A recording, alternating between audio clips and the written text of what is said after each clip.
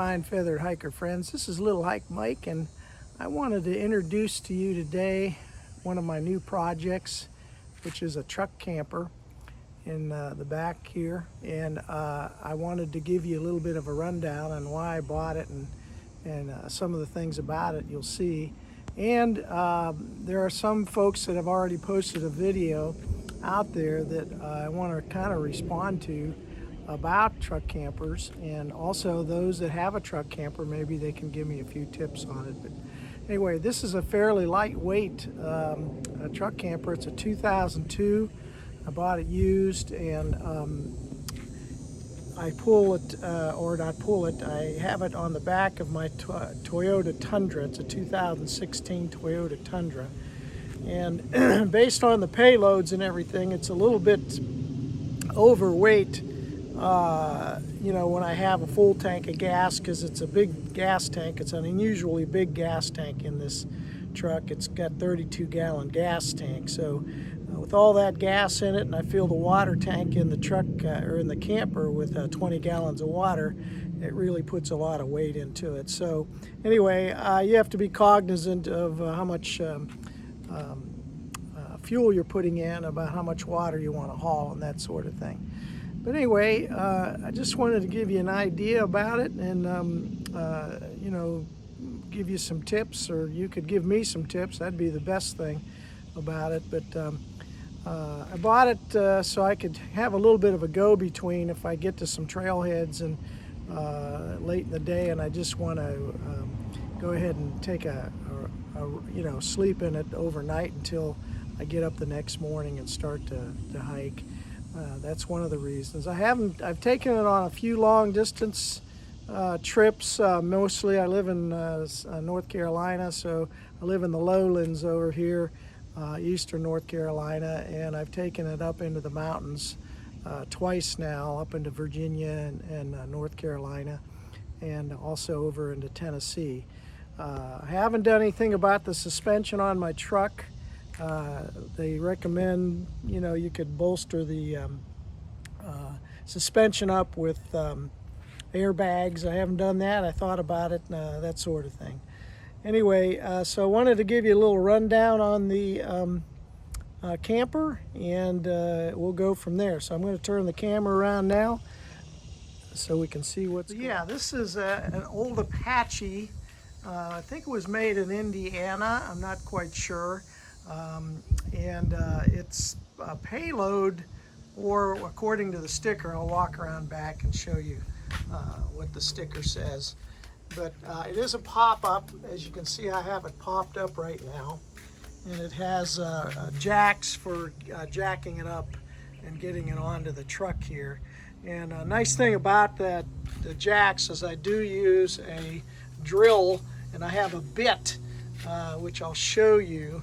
I had to have it made. In fact, the man that I bought the rig from made this for me. He welded on a fitting for my drill, and then you know, it has the fitting for the jacks right here.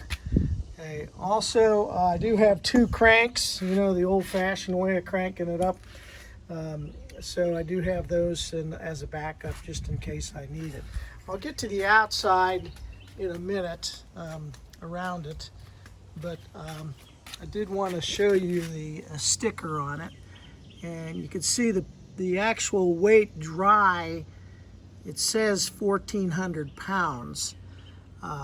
So I haven't taken it to the scale yet, loaded onto my truck, but I will do that. So a few things about it, and we'll get inside to look at it in a minute, but it does have a propane tank, which I haven't really used yet. I think I've used it on the stovetop maybe once. And then it has a, for filling up the 20-gallon water tank, I just stick, with city water, I just stick my hose in there, and that fills up that tank. And then this is my electrical outlet. It connects to a 30 amp 60 hertz supply, so I have the adapter, which I keep in there, and then this is the outside of the refrigerator, I'm going to take it off and show you. It has switches for both 12 volt when I want to run it just off the battery, and then it has one for 120 volt when I have it hooked up to the house on a 20 amp fuse. I do not have a 30 amp fuse in my house. I mean a 30 amp outlet in my house, so I don't really want to run the air conditioner. But the other dial here is for using your propane to run the refrigerator, which I really haven't done yet. So again, that's the compartment for mainly the refrigerator. And this is the exhaust for the propane stove, so I'll get inside and show you what that looks like. It has a couple of windows, and you can see it has a white canvas. The canvas is in really good shape, and then you can roll these windows down. The screens did have to have some repair on it. The door is in fairly good shape. There's a few things about the gasket I had to really on the main door. I haven't had to fix any of the gaskets. It has a pull down shade, and you want to leave that up when you're traveling so you can see out the back. I'll get around to that front window in a minute. But then the screen door does have, and I had to replace this gasket. Looks like it's coming off already. I'll have to get some glue and fix that. It has a little slider so you can get to the handle when you have the door closed, which that's kind of not fitting very well. So, and then it has an outside light, which I've got to do some sealing and caulking repairs. And then it has these latches which can be adjusted there. So getting around to the other side, on both sides of the lower level here, it does have two compartments that I can store things in. I don't have my key right now with me, so I'm not going to worry about that. It has, of course, the long window, which does crank open, and then it has an outlet for when you're outside and you want to use your battery or use the hookup at a campground. And then it does have a slide open window. From the inside, you kind of have to slide it open. And then my truck also has a slider, so you can't really maybe a child could crawl back in through there. But of course that wouldn't happen while the truck is moving or anything like that. So anyway, let's go inside. If there's anything else I need to show you on the outside here, I'll be glad to. As we step in, I have had a little bit of water damage, and there have been some water leaks, so I've got to get that repaired somehow, or at least minimized. When it only leaks when the top is down. When I'm out camping somewhere and I have the top up, there's no water leaks at all. What happens is it gets caught in between. When these are rolled down, they fold in, and then somehow the water gets between them and leaks through the zippers into the camper. So I've got to stop that somehow. Anyway, let's start with the stove. It is a 3-burner propane stove. So like I said in the beginning, it's a little bit bigger camper than some of the other ones I've seen out there.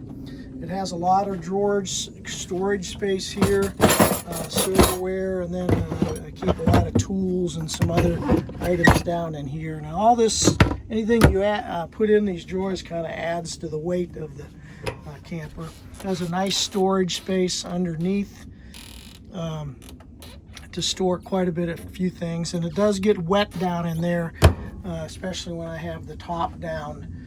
So we got to find that leak again. But anyway, it has a nice sink, and I have used this quite a bit when I've been camping. And then it has a propane heater, which I have not used, so I'm going to be, if I do any winter camping, and I'm going to use my camper, of course, I'll try that out. It has the switch right here for the pump for the sink. and has some storage space up there. And one thing I wanted to show you, I'll first off show you that I have installed a switch here. It does have a battery, and I'll show you that portion in here. You take that cover off, and then down in here there's that 20-gallon water tank. And then I did buy a little fan to help us cool us down, stay using the air conditioning, because the air conditioner is kind of noisy. And then my 12-volt battery is right in here. And I did, when I first bought it, the 12-volt battery, we were using it, and of course I'd turn everything off, what I thought was off, but somewhere along the line something was drawing power and it caused the battery to be depleted.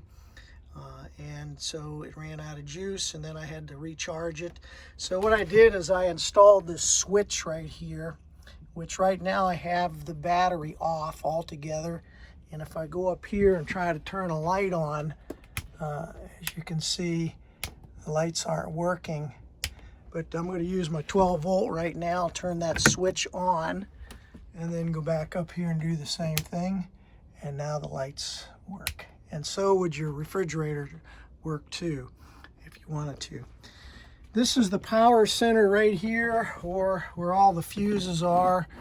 And I kind of take that down, show you what I'm talking about here. And this is for your 120 volt over here. And these are the fuses up here. There have been some modifications made to this camper, and I'm not quite sure what they were, but there's some fuses that are behind that panel that had been blown, and I had to figure out what was going on, so I had to replace some fuses that are behind that panel and to fix it. This is the bed. It seems like it's a fairly good queen size bed. Of course we put queen size sheets on it, and they're too large for the bed, so we're gonna have to get something done about that. It may be just a regular size bed. And the other thing about it, it does have this storage space with gas shocks in it underneath. This is where I store my little table and the table brace right here. But there is quite a bit of storage space under here for whatever you want to haul along with you. Again, I try to keep it minimal if I can, to keep the weight down. Has a little bit of a privacy drape here. You can slide if you do have two people staying in the, or three people staying or more in the trailer, or I'm sorry, the camper. But this couch here does fold down into a full size, well, not a full size bed, but it would be able to sleep one adult at least, or two small children. You know, but it is a nice little bed. There is some storage space under here. This comes off. I do have my fishing rod down there, and some other things. And then we got another storage space here. I keep a portable potty in here. We have used that, and although we want to get rid of the bag right away if we can. Anyway, so the way the top goes down is you use this crank right here with a gear on the end of it and slip it right in here, and then it has a latch over there. You want to make sure that's up, and then you crank it down, and then the sides, the windows, and the canvas all fold in, and then it then seals down on top. But what's one thing else I wanted to show you? Oh yeah, it has the air conditioner. One thing about the air conditioner, it does have a heater in it. Now you can only use the air conditioner and the heater when you're hooked up to a 30 amp outlet. Otherwise, if you just try to run it on 20 amp, you could, especially the air conditioning, you could burn up the motor in it. But the air conditioner does work really well. And the only thing about it, it's a little bit loud. So we go ahead and once the camper is cooled down at night, we take that little fan and we and which is a lot less noise, and we just plug that in, and we stay very comfortable with just the little fan, especially at night. So there you have it. If there's anything else that I need to show you, I didn't show you the refrigerator. This is the inside. Of course, I showed you the switches on the outside, and there's my little fridge right there. It does cool down quite a bit. You got to make sure that the camper is level when you're using this because of the refrigerants on the inside there. But it does run either on the 12-volt battery or on your outlet. You don't need it hooked up to a 30 amp to use that. It has a little latch right here to keep and make sure that it stays shut while you're traveling. We like to try to keep it open when we're not using it. And I got a 5-gallon dirty container here because we really don't have a sewer hookup for the camper. So I run all my dishwasher fluid, dishwasher soap and dirty water in there, and that's really all we use. So there's no there is no toilet to dump into, so I don't have to really go to a dump station either. So there you have it. I just wanted to give you a rundown on the mobile home. I'm going to turn that switch back off, and mobile home. So there you have it. I just want to give you a rundown on the camper. It has some good blinds, that you can open up or close. So anyway, there you have it.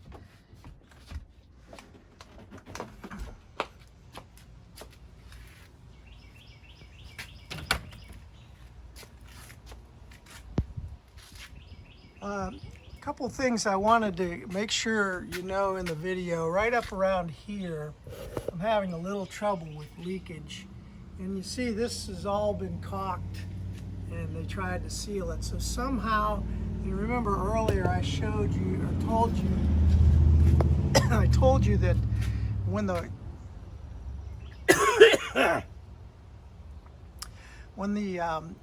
top is up, I don't have any problem at all with water getting in. It's when we lower the top and clamp it down that somehow water is getting up under here and then somehow leaking down in between the canvas, and it kind of collects there, and then sorry, it's collecting inside of here, and then right at the zipper part, it's just dripping right through into the top.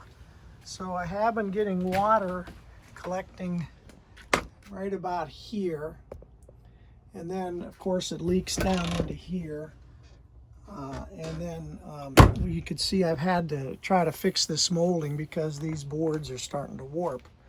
And here's another place. So the only place the water is getting in is right about here, and then again it's dripping down into that cabinet. So I'm not getting any leakage up front on the mattress or anything else anywhere else except right back here.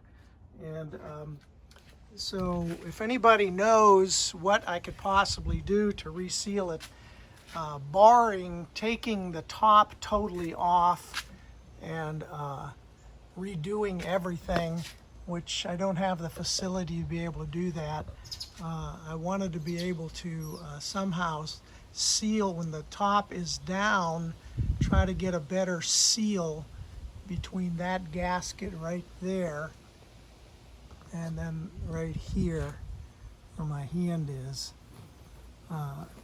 So I've sealed this up a little bit, so I really don't have the leakage going on right there. I believe I have the leakage, the water is collecting inside of here when the top, and that's folded in as the top is down. So if anybody out there has any comments about that with the this style of mobile home, about how that can be fixed. That would be great. But anyway, hey everybody, here's a little addendum to my video. A couple of days later, before I posted, I wanted to put the top down, and I'm not going to be able to show you this today since I have it down, but I did do a little modification with a new gasket material that I got from Lowe's, and I put it around the perimeter. One of the main things I did is I re-caulked and resealed anywhere where I thought from the top, because the top looks really intact, and especially around the air conditioning. But I used a good silicone white sealant, and I caulked all the way around the outside of this. Now, if you could see underneath here, I did take the same caulking, and I ran a gasket material on top, along the entire perimeter of that. And so far it has seemingly worked. It's been through several rainstorms since then, and it did work really well.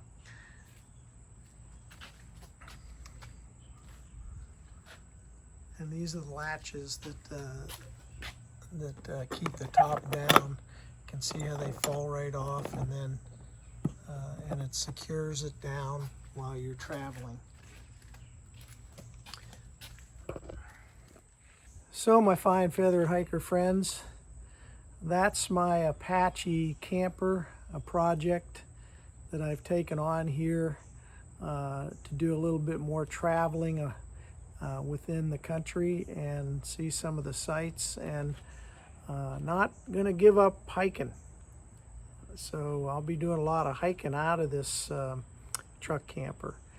But I did want to give you an idea about what this truck camper is, and I'm going to ask anybody out there that might have some comments or suggestions about a truck camper similar to this, if they do happen to catch my post on YouTube. And my channel is Little Hike Mike, and if you don't mind commenting, or if you like some of my other videos, or if you like to follow me, you can hit that subscribe button, and also hit that bell, and that will alert you that I have posted a new video. So continue to watch, and I'll be looking forward to posting more. I hope you like them. If there's anything I need to do to make them better, just send me a comment, and I'll try to accommodate. So this is Little Hike Mike, and I'll be seeing you down the trail.